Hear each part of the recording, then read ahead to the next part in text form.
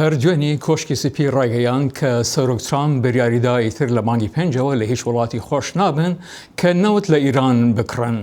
دکتۆر مەجید حەقی چاودێری کاروباری ڕامیاری و دکتۆرا لە بەڕێوەبردن لە فلەنداوە لە ڕێگای سکایپە لەگەڵماندایە بوو ئەوەی چێشکی بخێنە سەر ئەم بابەتە. دکتۆر مەجید خۆش هاتنەوە بۆ بەڕامەکانی بەشی کوردی دەنگی ئەمریکا. مەبەستی ئەمریکا لەم فشارانە چییە؟ و ئیرانی کە دەمێکە لە ژێر فشاری جۆرا و جۆری ئەمریکادایە ئەم بریارە نوێیە چی کاریگەریکی لەسەر ڕژیم و یاخود هاوڵاتیانی ئیرانی هەیە؟ بڕیاری ئەمریکا مەبەستی سەرەکیەکە ئەوەیە کە هەروەکو لە شەڕی ئێران و عێراقدا لە ماوەی ساڵدا ئێران ناچار بوو کە جامی نەر خومینی بنوێشێتن. لە ڕاستیدا کۆماری ئیسلامی ئێران و شخصی خامنەیی ناچار بکات بووە کە جامی ژەهرێکی دیکە بپوشیت بووە کە لەگەڵ ئەمریکا بکەوێتە مذاکرەوە.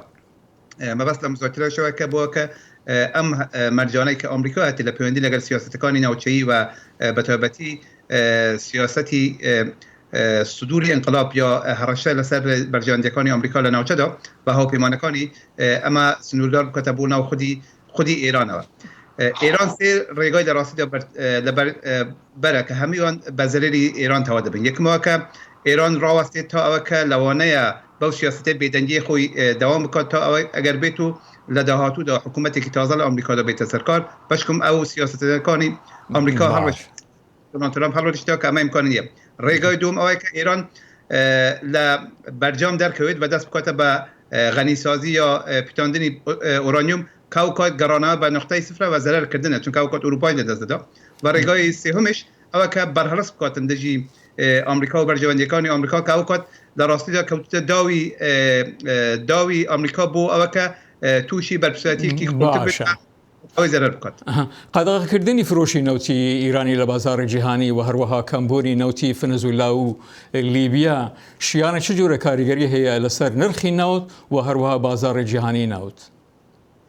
لە ڕاستیدا احتمال هەیە بۆ ماوەیەکی کورت نرخی نەوت نەختێت بڕۆتە سەرێ، بەڵام بەهۆیەوە کە ئێستا بەگشتی وڵاتانی سەنعەتی بەتایبەتی ئوروپا و ئەمریکا تەنانەت ڕووسیاش لە دوای ئەوەدان کە ڕێگای ئالتەرناتیوی جیاواز یعنی بڵێن ئەنەرژی سەوز تۆلید بکەن، احتمالی ئەوە کە لە درێژخایەندا نرخی نەوت بەرز بێتەوە زۆر کەمە بەتایبەتی لە چارچوبەی پەیمانی پاریسدا کە وڵاتان پابەندن بەوە کە نرخی تولیدی دیۆکسیدی کربن کەم بکەنەوە و لە بەرامبەردا ئەنەرژی وزەی دووپات بووەوە یا ئەنەرژی نزیک بە ژینگە پارێزی بپارێزن. لەو ڕۆوە من پێم وانییە کە ئەمە تەسیرێکی زۆر لەسەر نرخی نەوت لەسەر بازاری نەوتدا بنێت.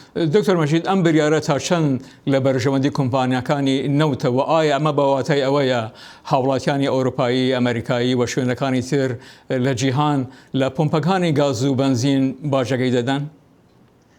ساڵهای ساڵە کە کۆمپانیا گەورەکانی نەوت بەتایبەتی شێل و کۆمپانیەکانی دیکە دوای ڕێگەکانی ئەنەرژیەکانی ئالتەرناتیوی دەگەڕێن کابوو ئەمە لەوانەیە بەهۆی جۆرە ناسەقامگیریە کە دێتە پێشی دەبێتەوەیەوە کە ئەوەم بە دوای ئالتەرناتیوی جوانتر بگەڕین و لەگەڵ شرکتەکانی دیکە ئێستا هەم زەخایری نەوتی بڵێن عەرەبستان و هەم وڵاتانی دیکە بەتایبەتی رووسیا زۆر پێخۆشەکە لەو مەیدانە لە مەجالێکی تازە بوو بکرێتە بووە کە نەوتی خۆی بەو وڵاتانەی کە تا ئێستا ئێران فروشتێتی باشە شیانی هەیە وڵاتانی وەکو تورکیا پابند و ملکەشی ئەو بریارە نەبن و ئەگەر هاتوو لەو بریارە سەرپێچیان کرد هەڵویستی ئەمریکاشی دەبێت.